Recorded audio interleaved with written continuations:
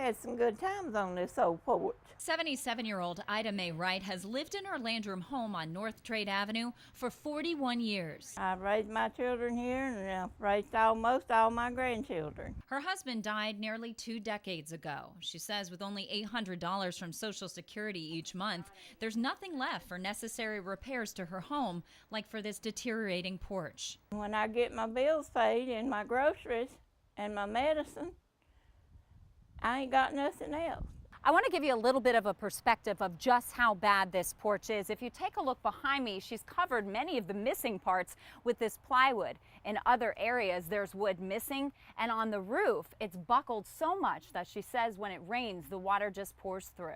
The city administrator tells us they received a complaint about the porch and sent Mrs. Wright 3 notices over the last year telling her it had to be repaired.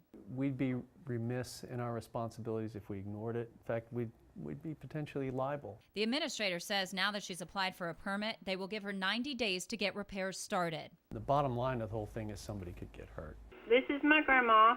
Meanwhile, her granddaughter, Angela Crummy, knew the grandchildren didn't have the $5,000 to $30,000 they've been quoted to fix the porch. So she made this home video and posted it on YouTube, hoping Extreme Makeover would pick it up. So far, more than 1,000 people have viewed it.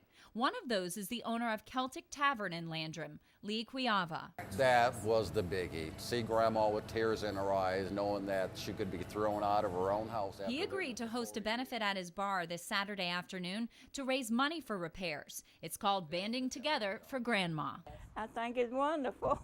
For now, this family is just hoping the money raised will be enough to make repairs and keep Grandma in her home for years to come.